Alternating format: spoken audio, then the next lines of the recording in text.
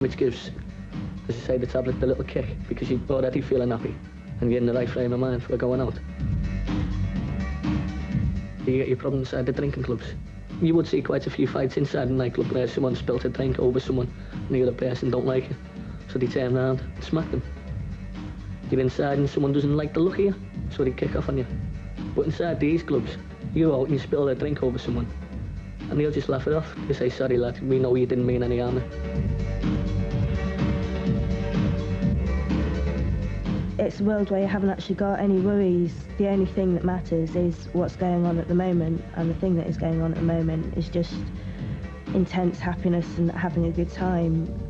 And everybody around you is sharing the same experience. In our world, in this world, then it's everybody together, and it's very much a collective social thing.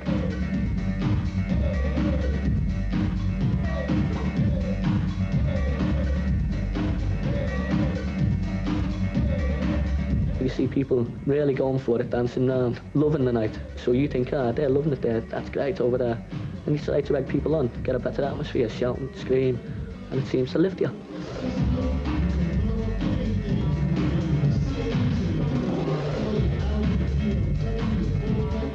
People feel very warm and loving towards other people. It's actually known as the love drug. It removes emotional barriers, increases awareness and heightened sensitivity, and increases confidence as well. It has all sorts of psychoactive effects. You're aware that there's other people all over the country doing exactly the same as you, having the same experience as you, and although you're not there, you know that it is a collective thing that's going on. It's good to be part of something that feels that good. Ecstasy does what other favoured dance drugs, like amphetamine and like LSD, don't do. It provides for the people who take it a tremendous feeling of togetherness. It's a drug which people can go out and cease to be private individuals, and they can enjoy collectively a sense of being which is completely unlike anything they've experienced before. You run up and hug people just because that's what you want to do. You're smiling at people, you're looking in people's eyes and their eyes are smiling back at you, and you're connecting on a level that you don't connect on with people who don't do ease.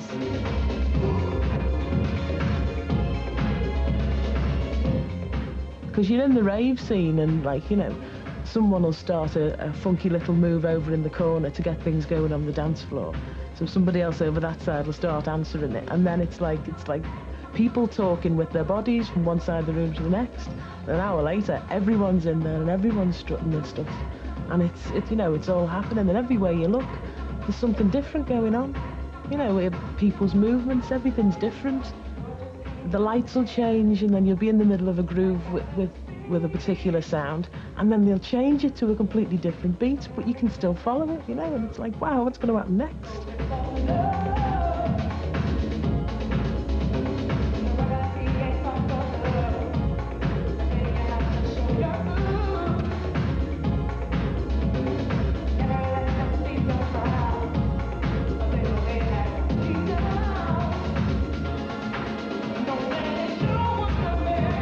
Feeling great, feeling wonderful. Best I've felt really, tell the truth, for a long while.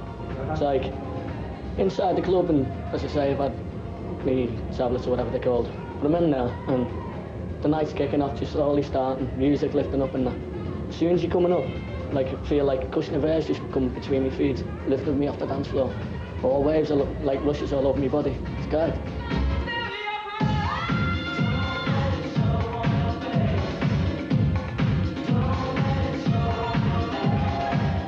Indirectly causes the release of serotonin in various areas of the brain. If you take ecstasy, you will experience an inhibition of appetite and of aggression, which is obviously why people who take it do feel very calm and loving. Dancing is almost like an expression of your emotion. It's a way of showing everybody how good you're feeling. it's like you're experiencing the music rather than just hearing it. It's almost as if it's filling your body, because the music is almost inside you, then it's coming out through your dance. It's like flying. It's the music going on throughout your whole body. And for somebody who enjoys dancing anyway and expressing themselves in that way, what could be better? And you're there, and it's all happening for you. And if the DJ changes the sound just a little bit, you change just a little bit, you know, and he's catching you out and you're following him. And that's the dance epic of it all.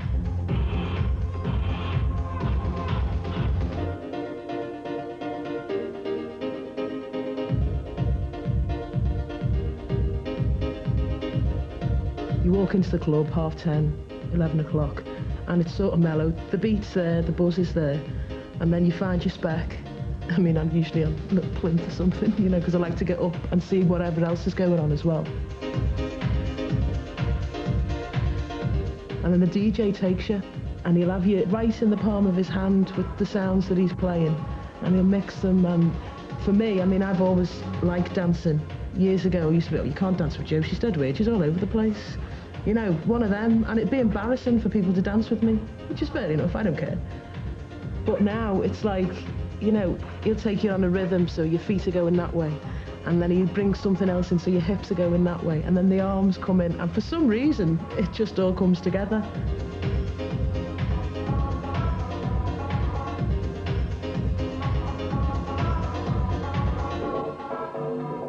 There have been a number of fatalities from ingestion of very low doses of ecstasy, and it is therefore a potentially dangerous drug. However, if you're still determined to take it, it's important to make sure that you drink a lot of soft drinks and replace fluids, don't get too hot, and don't dance for too long. However, that still doesn't eliminate the risk of developing a very severe reaction.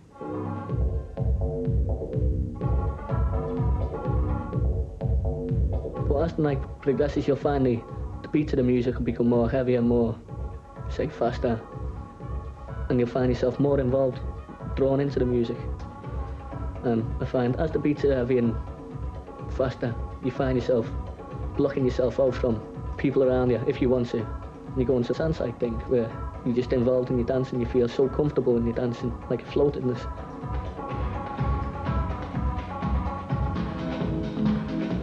Strobe levels are often switched to a trance-like level, and you've got all dry ice coming on, and there's moments where you actually can't see anybody else in the club because all you can see is dry ice and strobe flashing, and that is very trance-like because you are the only person you can see, and what's going on with you is the only thing that there is, and you're just lost totally within yourself. Dance is when it's as if them people around you have suddenly disappeared, but they're still there, you know they're there, you can see them. But you're more involved in yourself and you're dancing.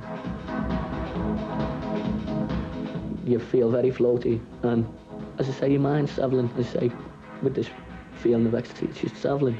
No thoughts going through, all you can hear is the music, and you feel like you're part of the music as you're dancing and dancing.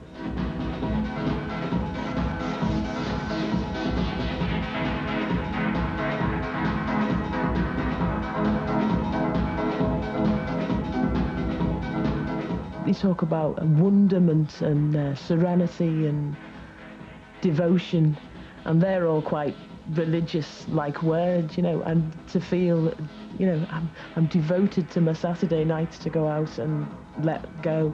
And plus some of the images that are conjured up that you see in clubs, you know, people reach into the skies as such, reach into the lights as they're doing, looking up to the light, the lasers that are going on. But all those hands suddenly going up, all the biblical epics you used to see years ago, the robe, you know, Samson and Delilah, everyone's like this, you know, oh, the Messiah has come to us. I'm not saying that that's what they're thinking, but that's the sort of imagery that's going around in a rave scene. You know, big smiles on faces, you know. Whereas in Monday to Friday, you walk around Liverpool city centre and everyone's going their own little way, you know, and then suddenly on a Saturday night, all these same faces like, "Oh, nice, how are you?" You know, and throwing their arms around you, and all those kind of images. That's where I'm not religious, but it's quite, you know, divine.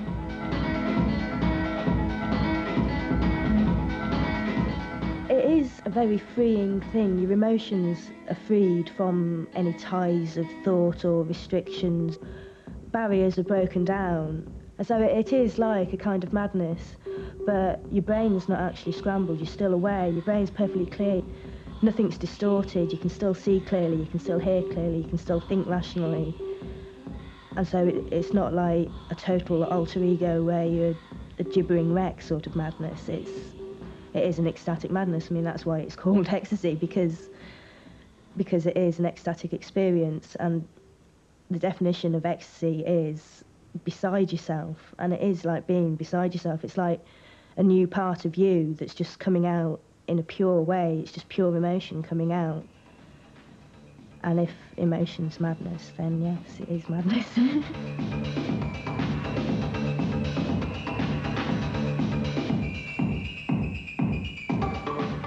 It can be described as a heavenly experience because it isn't on the level of your ordinary experience. It is a higher experience, but it's something that you can get without dying. You don't have to wait for death to experience ecstasy or the feeling ecstasy. So you can get it while you're alive, and you may as well, because you're not. There's no guarantee you're going to get it when you're dead, is there? After the clubs close, most ravers return to private parties or chill-outs where they can continue to dance or just unwind as the effects of the drug wear off. The chill-out brings everybody a lot closer. You're close out in the evening and hugging on the dance floor, but it's more of an emotional closer, whereas when you're sitting and chatting, you feel links between the people in your group.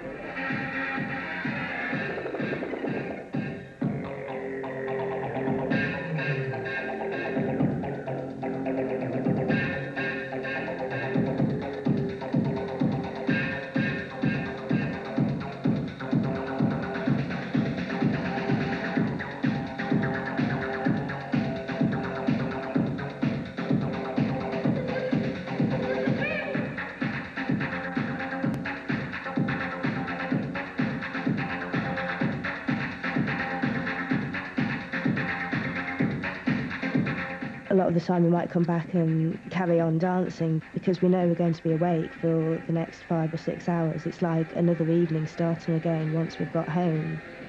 But it is an important part of the evening, and it is part of the thing for us.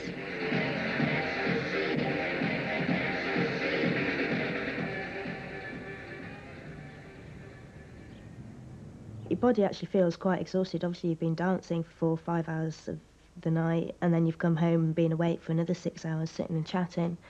So you do actually feel quite exhausted, and your mind feels quite tired. Sort of you're in a daze, but you can still function, you can still go out and do things, and it's always nice to go down to somewhere like the hologram shop, go and do something nice. If it's a nice day, go out, because you just feel just calm and peaceful and quite content and happy with what's going on. You're not back to your normal state of mind where you can sit and write an essay or something like that, but it's quite nice and gentle. Visual appreciation seems to be heightened, and because of all the lights and strobes and lasers in the club, the hologram type of thing is along the same sort of lines. They're not real or tangible, but they are at the same time. They're the in-betweeny sort of stage, and I don't know, you can't quite get your head around them, can't quite believe in them, but they are there. The eyes follow you around as well. Look at the size of the pupils as well. Real huge glazed eyes. Relates to these because that's still there, that's still happening. You feel like it's not real, or it couldn't possibly be real because it is so good. But it is there, and you are experiencing it.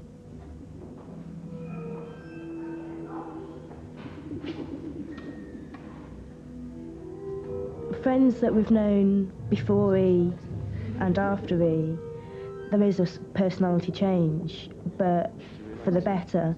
You're more aware of how your actions are affecting other people because you're aware of your own emotions. You're aware that you can tell people the truth. There's a level of understanding, I think, that people have got. They know what experience each other has had, and you've got a certain level of communication between you before you've started talking to them. And so it's a sort of deeper level and more personal, and you admit things to yourself about yourself as well. You find out things about yourself that you maybe wouldn't have found out. Oh, the space makers. Oh, now it starts going pretty. Must be quite hypnotising as well. Oh. Well, the beauty of the rave is that although one's transported to a separate level, a new realm, one doesn't have to answer questions. All the questions are answered in the immediacy and joy of the celebration that is the rave culture. It's not an experience which one has to question. What one has to question, and question very deeply, is why it is one has to come back from it. And one of the problems with wonderful experiences is that they don't go on and on and on. They end. They stop. And from that point of view, ecstasy and the wonderment it produces is intrinsically problematic. The Poisons Unit actually have quite a few reports of people who take it and feel very agitated and experience anxiety and panic attacks, and actually on the whole experience dysphoric reactions to it. So it doesn't always cause these wonderful effects. When young people are suffering from the psychological aftermath of regular ecstasy use, they involve themselves in introspection and self-analysis, which is frequently very painful, and for which they're very ill-equipped.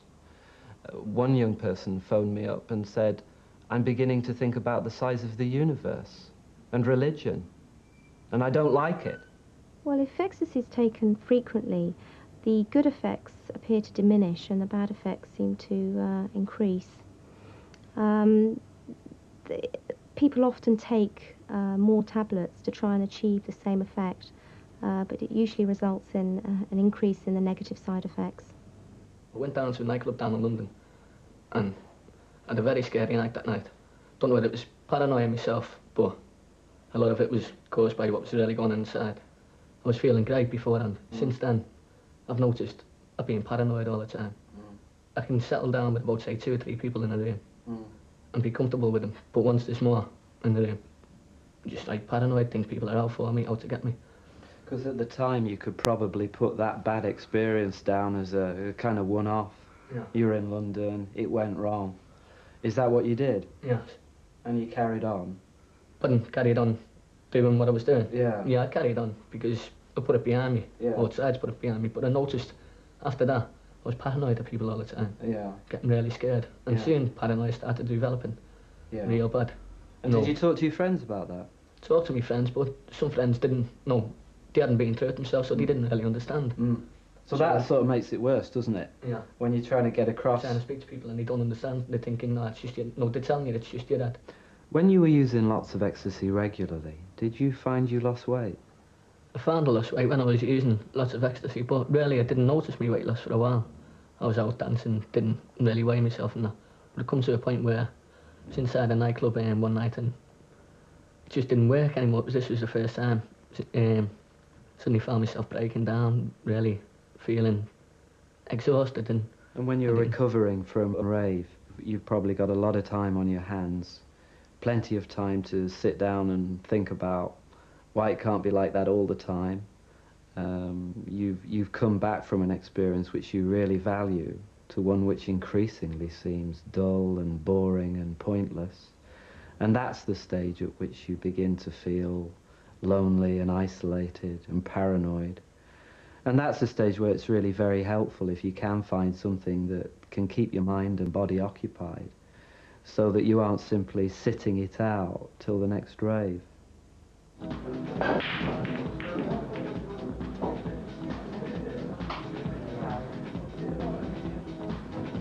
I've always been a very gregarious kind of person anyway, but in myself I was quite insular. No one ever got that close to me, really. There was very few people I could trust where I could tell absolutely everything to.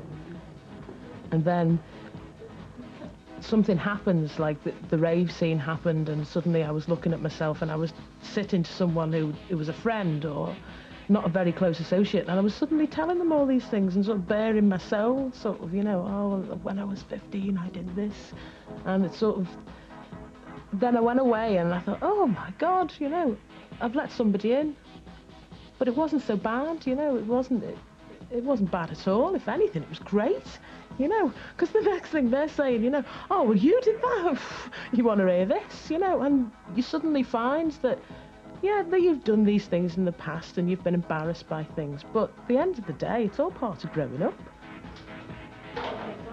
Once you come away from the ecstasy angle of it, you realise that it comes from within yourself. I mean, people are governed in two ways, either by outside influences or inside influences. And if you can feel that good about something and then realise that it's come from you, you start thinking about, well, how, you know, what was it about my character that's brought this out?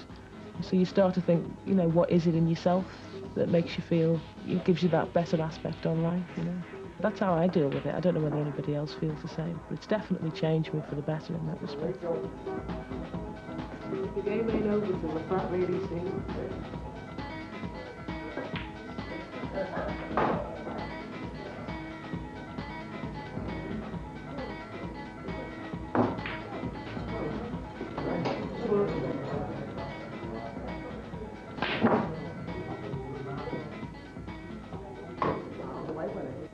When you've experienced pure emotion, if you like, you can appreciate what poets like Shelley or whatever are talking about, because they've got a deeper awareness anyway of emotions such as that, and the way that they're talking about things is put in a beautiful way.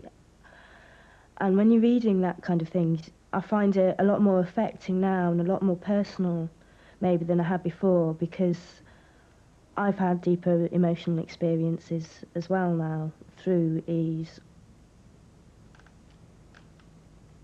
So those who are granted a foretaste of this, and very few have the good fortune, experience something which is very like madness. One moment they are excited, the next depressed. They weep and laugh and sigh by turns. In fact, they are truly beside themselves. Then, when they come to, they say they don't know where they have been, in the body or outside it, awake or asleep. They cannot remember what they have heard or seen or said or done, except in a mist, like a dream. All they know is that they were happiest when they were out of their senses in this way, and they lament their return to reason. For all they want is to be mad forever with this kind of madness, and this is only the merest taste of the happiness to come. This is BBC One in the North.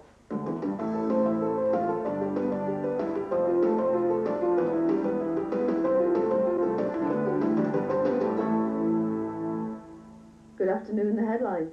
I tend to think too much, worry, because I am a worrier myself. I think too much, think of, say, what problems I've got and what worries I've got, and I just build them up, and blow them all out of proportion, really. Make them bigger than what they are, which makes me more paranoid. Cost £46 million. I take up most of my mornings through the week by going to job club, which is every Tuesday to Friday, 9:30 till 12:30. Job club's very important because of a day I have nothing to do myself, so it keeps my mind occupied for just a few hours a week, which is better than nothing. Well, I'm trying to find work in scaffolding at the moment. Well, it does a lot with your mind really as well. No, you kept busy all day, doing a lot of lifting, but you got to use your head on it. Now, with me not working and doing what I'm doing, I've got quite a lot of lack of confidence, but I'm trying to get through them by go job club of a day, keeps me occupied, play football. If I get a job, I find all my confidence comes back, and slowly but surely I'll start to lose my paranoia. Ecstasy has affected a few young people in a very different way, causing violent and in some cases fatal physical reactions to the drug. There have been at least 12 deaths reported since 1988. Now, 10 of those have been confirmed as being due to ecstasy ingestion, and most of them were actually very low doses, between 1 and 5 tablets. We only had 6 reported to us at the poisons unit. All were confirmed. Now, there have also been at least 6 very serious near-fatal reactions. One of these cases, Julian, took a single tablet of ecstasy in June 1991. We were in bed. I heard the phone, so Bill was fast asleep. So I ran down, and then it's the hospital, and they said, we've got your son here. Can you come down as soon as possible? And we went through, and we heard this terrific, horrible... It was a wail, and it was like an animal or a baby, a mixture of both. Terrific noise. And when we went to look at him, he was stripped, and there was water pouring all over him. It was pouring out of him. And his feet were coming back one way, and his head was coming back to me. His spine was bent. And this moan, every time he moaned, his head went back, and his eyes and his mouth opened wide, and this horrible noise came out. Complications basically occur from the very high temperature and include breakdown in muscle tissue, leading to kidney failure and liver failure, and also disturbances in clotting of the blood, which often results in death. And they said, wherever he's taken, they don't know what was in it, and they were getting in touch with the poison people, whoever they were. And they just expected the worst. They said, from what we know of this, so far nobody's recovered. The essence of Julie at that time had left him. I was prepared for Julie to die. Once the blood starts to clot abnormally, it's very touch and go, really. I mean, blood transfusions are given, but it's an extremely serious reaction. They still couldn't get the blood to clot. So there's still no definite answer. He could have come back brain-wise, but his body wasn't functioning. When he did come round 4 or 5 days later, he was hallucinating, severely hallucinating. He didn't know what happened. I know, yeah. I could see, like, you know, the nurses, she was all dressed up as different people. I thought I could fly, you know, and shut my eyes. But when I first woke up, I thought I was in bed. I just heard someone laughing and I woke up, so where am I? He looked ill, really ill. The amount of weight he'd lost from the last time he'd seen him.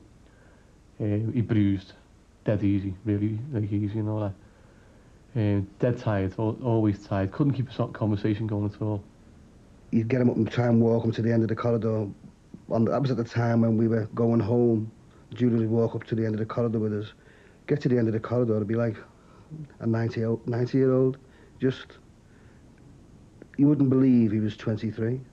Well, in Julian's case, he was very seriously ill for 33 days. He was in hospital for a long time, and obviously it will take him months and months to recover fully from his acute episode. There may even be complications with kidney function later on in life. In spite of nearly losing his life, now that he's recovered, Julian has started going to raves again. Oh, yeah, it's the best thing, like, it's... You like the scene, you just won't touch it. The scene's the best scene that's been around, because lads are dancing now, aren't they? Girls are dancing, everyone's happy with you. It's no good just going out, going to the pub and going home drunk. Like, I don't like alcohol that much anyway. Nobody does, do they? No. We know that long-term chronic use of alcohol and cigarettes can lead to death, but we don't know. There's just not enough information on the long-term effects of ecstasy in humans. Evidence from animal experiments suggests that it may possibly cause brain damage in humans. I think the younger you are, the less able your body and your mind is to cope with such an intense experience. And I think that maybe there are going to be more problems in the future because of the extent that it is spreading. The illness is spreading.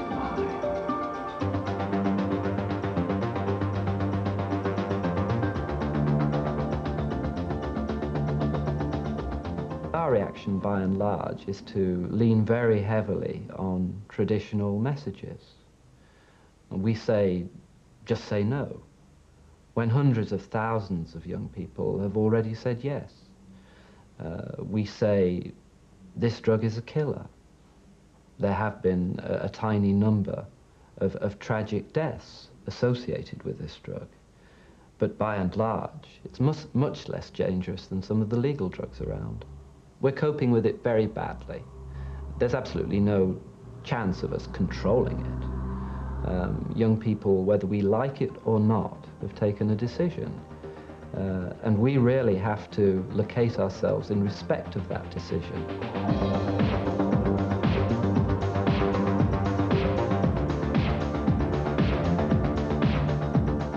there's not enough advice at the moment. What the government should do is, if they can't legalise it, they know the drug's going to stay there all the time. It's going to be there. What they can do is advise people, if they are going to be taking this drug, not to hammer it.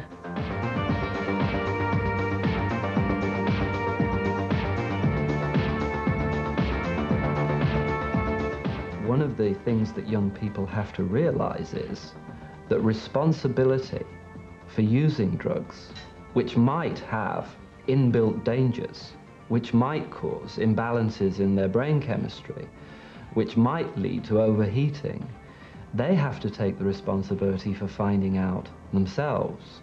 And agencies like ours have a clear responsibility to provide as widely as possible and as accessibly as possible the kinds of information which young people can take and read if and when they're going to experiment with these drugs.